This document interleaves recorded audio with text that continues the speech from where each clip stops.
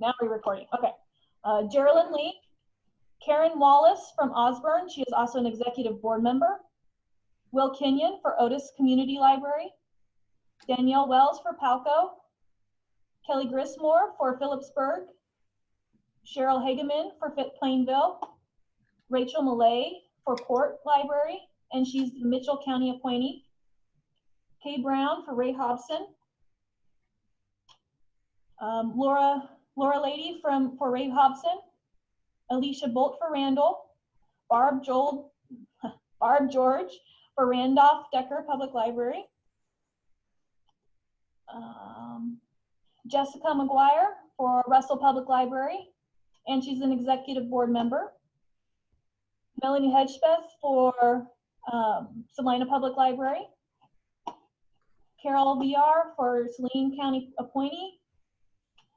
I see Linda Tebow for Scandia. Is Marilyn Arend there for Scandia as well?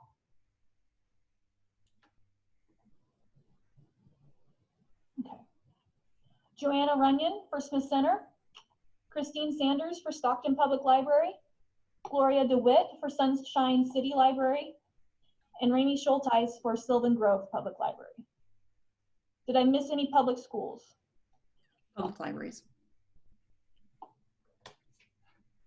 Okay. I have for school public libraries. I have Sherry Partridge for USD 107 Rock Hills. Patty Lowe for USD 110. Patty Lowe, are you here? You can also put in the chat if you're here.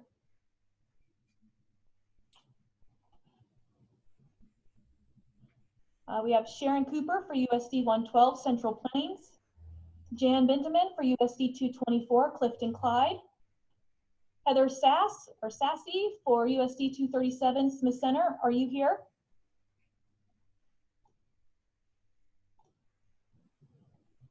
Mallory Hosler for USD 239 North Ottawa is here.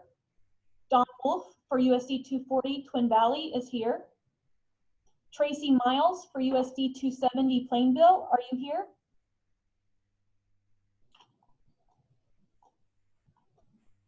Terry Bennett for USD 271 Stockton is here. Debbie Brenneman for USD 298 Lincoln is here. Callie Keller for USD 299 Lucas Sylvan Grove is here. Excuse me. Shauna Henry for USD 306 Southeast of Saline is here. Nancy Bolton, USD 327 Ellsworth is here. Laura Barta, USD 333 Concordia is here. And so is Mary Lisa Toman of Concordia. Sherry Hensley, USD 388 Ellis is here. Mindy Miller for USD 392 Osborne is here. Debbie Haas, USD 395 is here. It's Dana Kaczynski for USD 399, Natoma Paradise Waldo. Is she here? Okay. Charisse Rice for USD 403 is here. Is Shelley Swain, USD 407, Russell County here?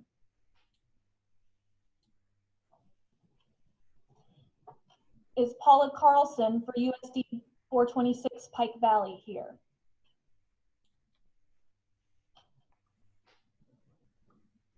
Is Holly Tittle, USD 428 Great Bend here?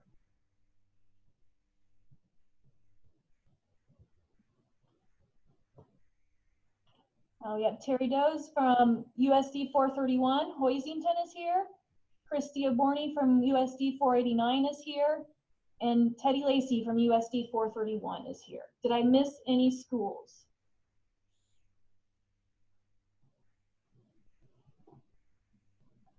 Okay. Did you want to do county appointees, Gail, or should I go through? Yes, please. Okay.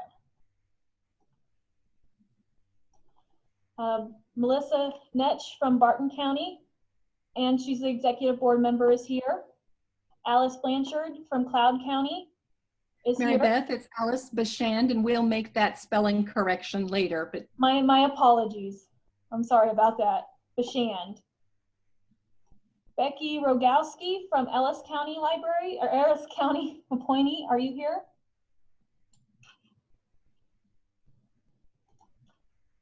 Colleen Sipple for the Ellis County appointee is here. Janice Carlson from Jewell County and the Executive Board, are you here, Janice? Jan is not here. Okay, I knew that she might not be. Kathy Moss, the Lincoln County appointee, are you here? Oh, she is here. Joshua Hunley, the Ottawa County appointee, are you here?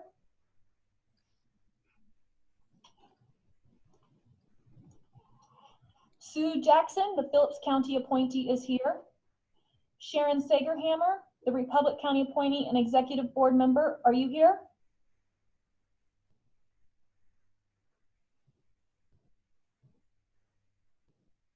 I expect her.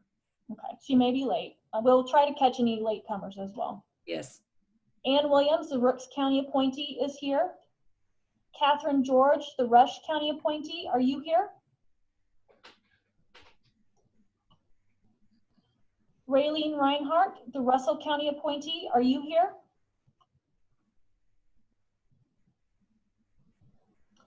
Carol Bayar, the Saline County appointee, is here. And finally, Phyllis Tucker, the Smith County appointee, are you here? I do have her phone number listed if she came in with her phone number. Mary Beth, Yes. Catherine George is here. She is the Rush County appointee. Yes, thank you. Okay. And Sharon Sagerhammer is in the waiting room and on her way right now. And she Okay. is the Republic Mary County Beth? appointee. Yes. Mary Beth, this is Geraldine Lee, Osborne County appointee. And you have me in the library area, but not in the appointee section. I don't know if that matters.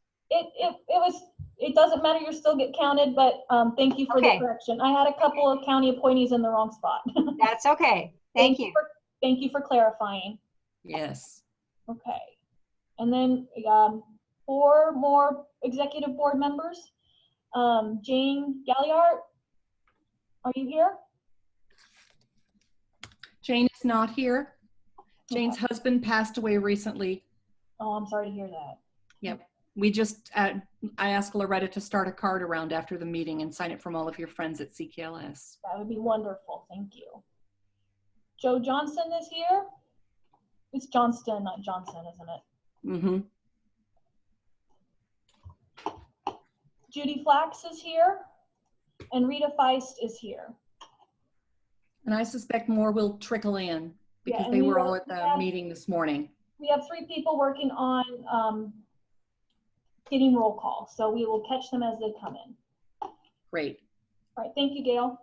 Thank you, everyone. As Mary Beth was going through the roll call, I realized how cumbersome it would be to introduce each executive committee member, executive board member, and each county appointee. And so I'm gonna skip past that because their names have already been called and we've been able to see if they're present or not. For those who don't know, I will talk a little bit about it. The executive board are those members elected at the full system board to govern the system on a day-to-day basis. The full system board meeting and the full system board, which is who the representatives are here today, do elect those executive committee members or the executive board members. They are allowed to do all of the business of the system. There is one thing they cannot do, and that is to pass and approve the budget. The county appointees are very special unicorns in a way. The full system board is made up of a voting representative from each library, one from each school district, and one from each county. Those county appointees are sometimes rural. There is no real residential requirement, but I am very proud to say that we do have all of those slots filled, and they are very important volunteers towards the governance of the Central Kansas Library System. Everyone is eligible to be on the CKLS Executive Board. We hold elections every year at this meeting, and there are slots open. So I will move on to the next point of business, which is approval of the fall 2019 business meeting minutes. That meeting was Wednesday, August 14th at 1:30 in the afternoon. In your paper packet, it is the yellow piece of paper. The color's not showing up very well here. So I would entertain a motion to approve the business minutes, or is there any discussion before the motion? Yes, go ahead. That's Therese. I'll unmute you. Go ahead. If I can't do that, you'll have to unmute yourself.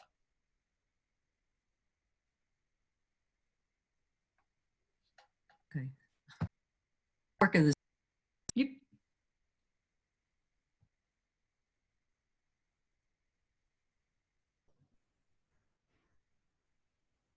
Try it again, Therese.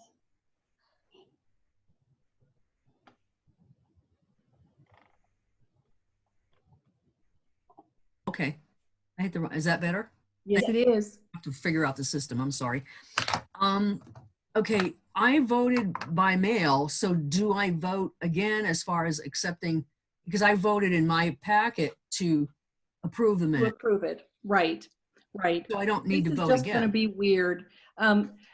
It has, Mary Beth, will you put up the votes for us? And we could just go through them, but we do need to leave a room for discussion in case there is some discussion on that.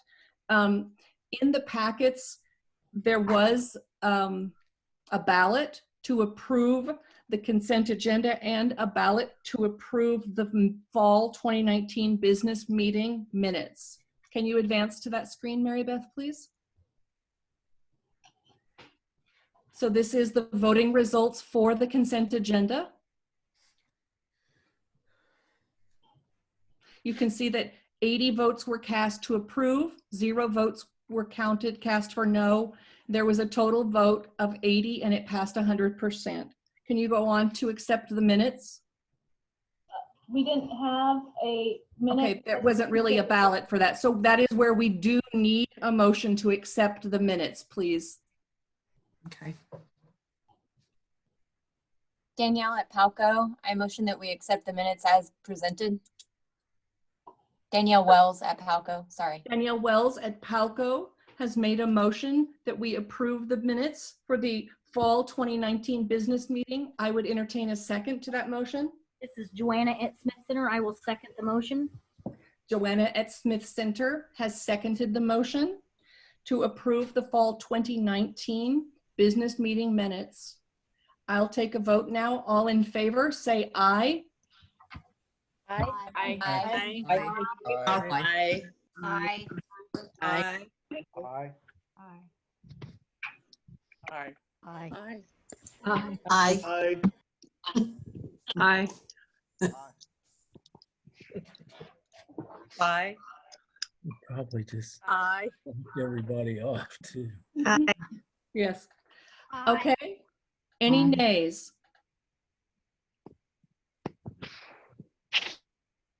Okay, the motion to accept the fall 2019 business meeting minutes has passed, has been accepted. I'm going to do a director's report, and it's going to be a little different than normal. I'm going to show you something, and it should be able to pop right up. That, and I'm going to talk about this just a little bit. I normally would talk about the health of the system and things like that, but I'm going to talk a little bit about something else right now. The Institute for the Future is one of the most known institutes for future projections, and just recently they have published their future work skills, and they had 6 drivers, and those are disruptive shifts that will change the landscape of the workforce in the future. And then they came up with a bunch of key skills. They identified 10 key skills that will be needed in the future workforce. So if you're looking here at transdisciplinarity, you can see that half of that is green. You are not sharing your screen. Oh, it says I am. So I will stop and start fresh. Let's try again. How about now? Yes, I can see it. Great. Okay. So here we are. I'm talking about transdisciplinarity. You can see that half of it is green because it comes from extreme longevity, and half is brown because it comes from the computational world. The drivers are extreme longevity, and that means that the global lifespan is increasing, and that's going to change the nature of careers and learning.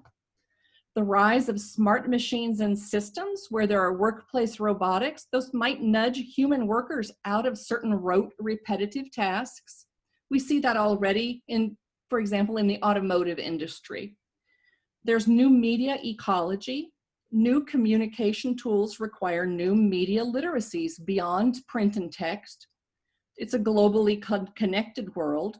Increased global interconnectivity puts diversity and adaptability at the center of organizational operations.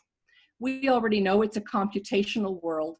Massive increase in sensors and processing power make the world a programmable system. And then the last driver is a superstructured organization where social technologies drive new forms of production and value creation. So amongst those drivers, then, there are key skills that have been identified. And I'm going to go through each one briefly.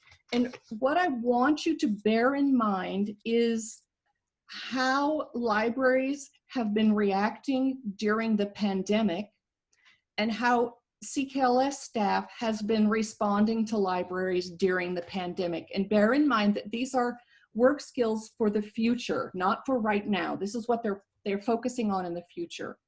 Number one is sense making. It is the ability to determine the deeper meaning or significance of what is being expressed. Number two is social intelligence, which is the ability to connect to others in a direct way and to sense and stimulate reactions and desired interactions. Number three is novel and adaptive thinking. This is proficiency at thinking and coming up with solutions and responses beyond that which is rote or rule-based. Four is cross-cultural competency, which is the ability to operate in different cultural settings. Number five is computational thinking, the ability to translate vast amounts of data into abstract concepts and to understand data-based reasoning. I think as a nation, our skills in computational thinking have increased because of all the data and numbers that have been thrown at us on a regular basis due to the COVID-19 virus. Number six is new media literacy. And you've all demonstrated that today just by logging onto this meeting. The ability to critically assess and develop content that uses new media forms and to leverage those media for persuasive communication. I never thought that we would be having a full online business meeting, but here we are. Number seven is transdisciplinary. This is literacy in and adaptability to understand concepts across multiple disciplines.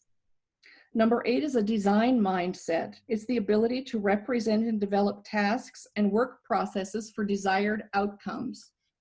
Number nine is cognitive load management, the ability to discriminate and filter information importance and to understand how to maximize cognitive functioning. And number 10 is virtual collaboration. And this, of course, is the ability to work productively, drive engagement, and demonstrate presence as a member of a vital team. Okay, I'm going to stop sharing because it's much more interesting when you see people than just a sign. And so when I was reflecting on how we've all responded to the pandemic and how we are responding and how we will respond as long as it's present with us here, and then I saw these future job skills, it was very obvious to me that librarians in Central Kansas are already meeting a large portion of these future job skills. And we're helping our communities meet these future job skills. And while the jobs that require these skills are not yet available, and especially here in Central Kansas, we're tooling ourselves and those in our communities to be ready for the future. And you'll notice that coding isn't on here. Biology isn't on here. These are human skills, and this is where librarians rise to the forefront. You are exceptional at reaching out and touching your communities. And I know that that's been difficult while we've been under the stay-at-home order, but I know that you are reaching out now and your patrons are ready to see you, and you will reform those relationships. They may be under different circumstances. You may be wearing masks and they may be as well. You may not be able to have programming or story time or even summer library program yet like it used to be. But because of your resilience, you are going to make something happen. School librarians, when you get back to school in the fall, you will do the same. We don't even know what that's going to look like yet, but you are resilient and you will make it work, and I know you will. Anyway, I just wanted to share that with you. I ran across that yesterday and it just really struck me as it was so timely. Okay, we had nominations for executive board positions. Mary Beth, if you'll show us that slide. Oh, I needed to unshare if somebody could stop me on that. I keep forgetting that part. Okay, this was for a member at large. Our executive board does, according to the bylaws, have a specific blend of people on it. It does consist of county appointees, public librarians, school librarian, and members at large. And we have one position open for a member. We have one nominee for a member at large, and that was Becky Wasson. Go ahead and take us to the results of that ballot. There were 78 votes total. Becky Wasson got 76 positive votes, 1 abstain. And so Becky Wasson has been voted in as a new executive board member. At this time, I will call for any write-in nominees. Is there anyone who is eligible for this member at large position who would like to self-nominate?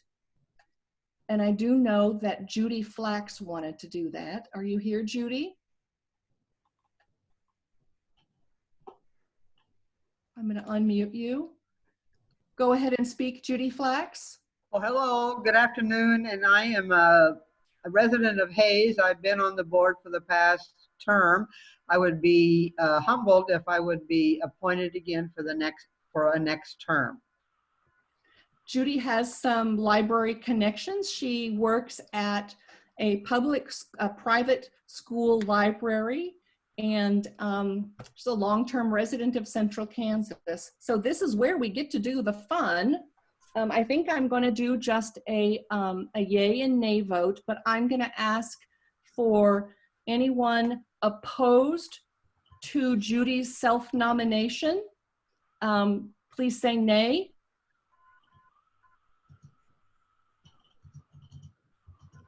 And we have to allow time for technology to catch up with us. Therese, do you have a question?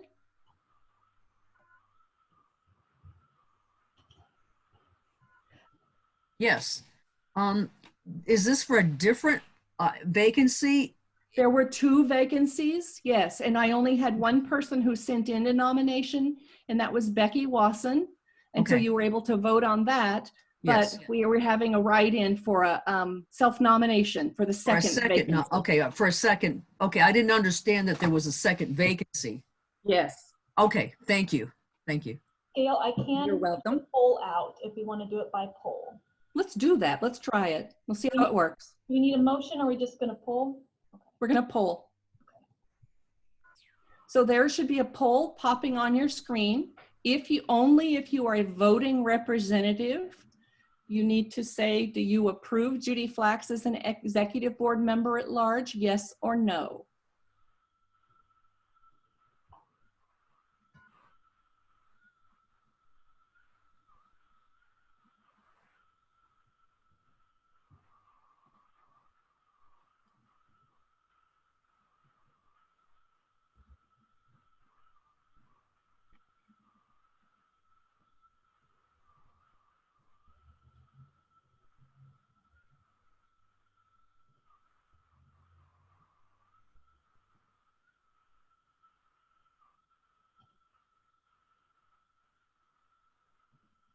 Okay. 73 people have voted yes. And so Judy Flax, congratulations. You have been voted in as a member at large for your second term to the CKLS Executive Board. Thank you very much for this privilege. I appreciate it. Thank you. A very unorthodox way of doing business, I'll tell you what. Okay, so now we will, I will entertain any discussion about the 2021 System Strategic Plan. Your votes have been cast, but I'd still stand ready to answer any questions anyone may have. Mary Beth, will you show us the ballot and the results?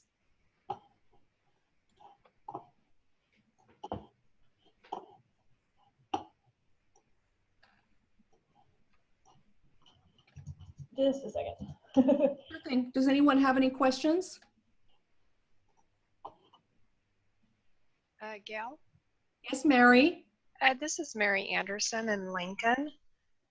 And I don't know if you were going to go over any details of the strategic plan or... I'm not going to because everyone received it in March and everyone has had it for quite some time. Okay, I thought just because I had sent something out on the Google groups that I would like to kind of clarify our library's position on the public service allotment. You can certainly do that during discussion. Okay. Our library is kind of in a unique place. I was excited about the public service allotment because it is kind of designed to fill the gap in funding that we have. Our library's population is 51% rural population who pay their taxes to CKLS, and we only receive 49% of our taxes. The two libraries in our system only receive 49% of the tax base from our city taxes. So this allotment was just kind of designed perfectly for us, meaning we serve a very large rural population. It took me a while to realize that we are kind of unique in this. I think the 51% rural is not common. We were disappointed in the fact that the formula for the allotment was based on city populations. So it did not fill that gap in funding for us. Basically, I think we received about a 14% increase in total CKLS funding, where larger libraries with larger city populations received more of an increase. So I'm hoping maybe that might be something that could be taken into consideration in future formula funding. Thank you, Mary.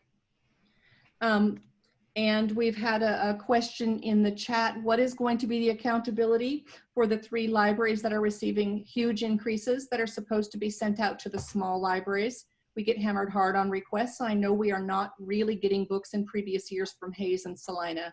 And I said that every library accountability is accounted for with the system grant questionnaire in January. Just as you need to account for the monies you get, everyone else does as well. Any other discussion on the system plan?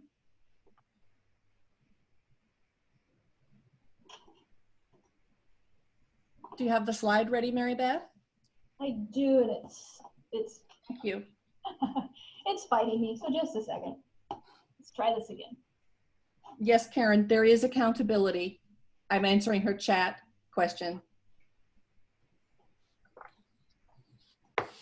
Every library accounts for how they spend system funds in the system grant questionnaire in January, and that will still be in place. That's Becky Wasson, so we'll wait for that to load and then move forward. Okay, should the proposed 21 CKLS system strategic plan be approved? I don't know these results. This is anxious to me. Here, go ahead to the next slide. There were a total of 81 votes. 2 voted no and 79 voted yes, so it passes with a 98% overall. We do need to, let me catch up with my paperwork here. just as with a regular system meeting, I've got a lot of paperwork to shuffle. We will move on to any discussion about the 2021 proposed system budget. That in your packets was green. Maybe we would call it spearmint if we were fancy, but it's just green. What I started doing when I first came on board is doing a budget narrative for you, because I find that to be incredibly helpful for me as well. And so the first part of the budget is the budget narrative. It talks about how we develop the budget and what the different line items are called, because supplies can be most of anything. And so I just wanted to make sure that you knew what the budget was that you looked at. And that way, when you were examining the budget, you would be able to follow along with clear understanding. There are some expenditure highlights that I talked about, revenue highlights and other incomes. We talked about why some line items in the previous year went over budget and why some went under, and how we've used several years worth of data to help us make decisions as we move forward. And so you can see that on one of the pages, and it was in the system plan as well. This year in 2021, we will start having a school library service allotment. And that takes the place of those competitive grants that we had before. There's a public library service allotment. Does anyone have any questions about the proposed budget? It's time for discussion.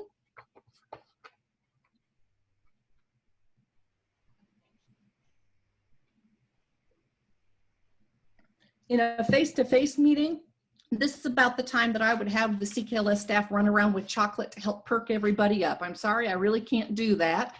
But if there is no discussion about the budget, Mary Beth, I'll have you move forward to the voting slide there.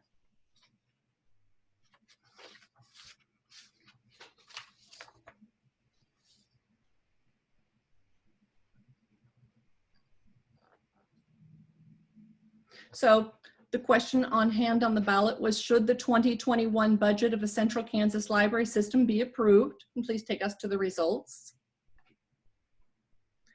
There were 76 yes votes and 2 no votes, a total of 78 votes, and it passed by 97%. You'll notice, if you've been paying attention, that not every ballot had the same number of total votes.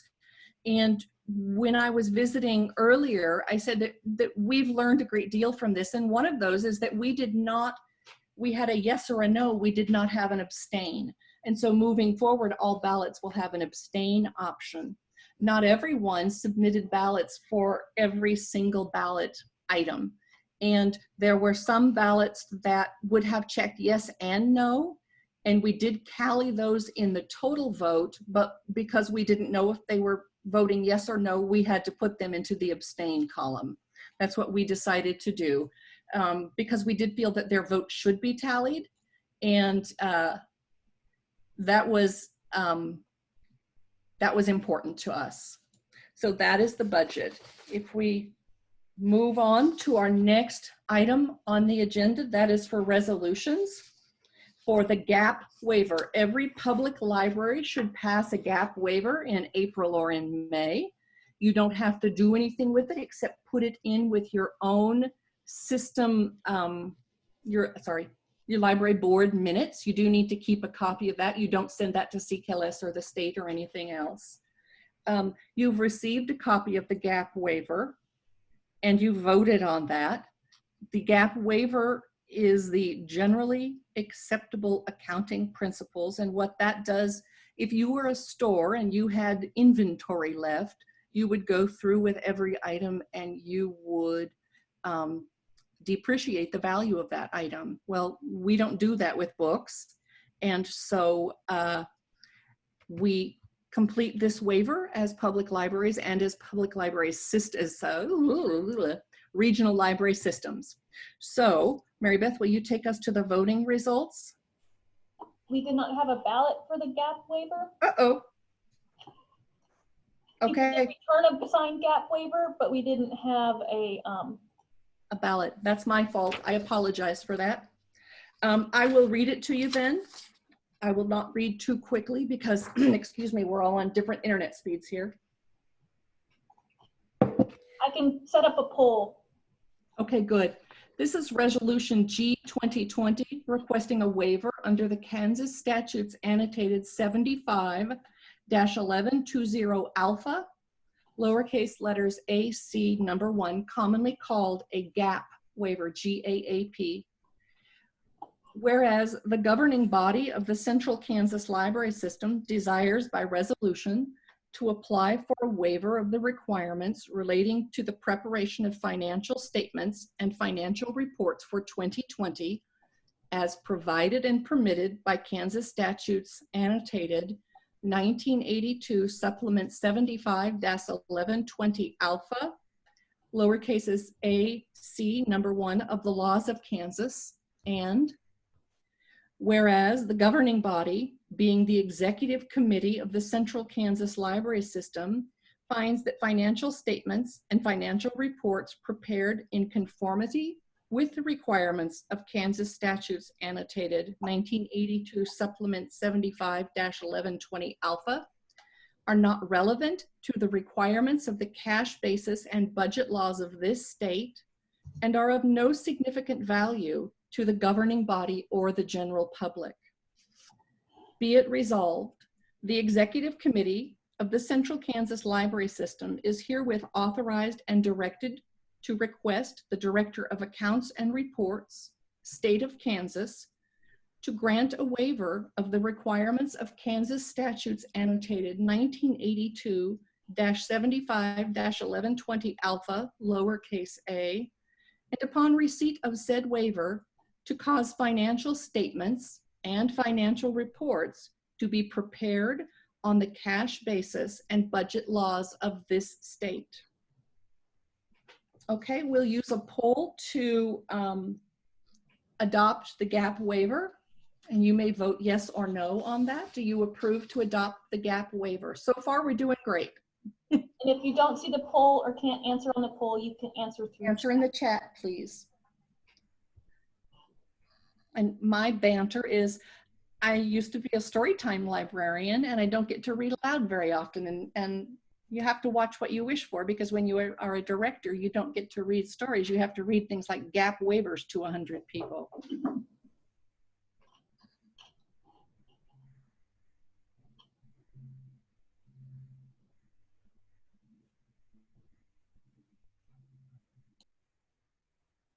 I have a yes in the chat. I will mark that down.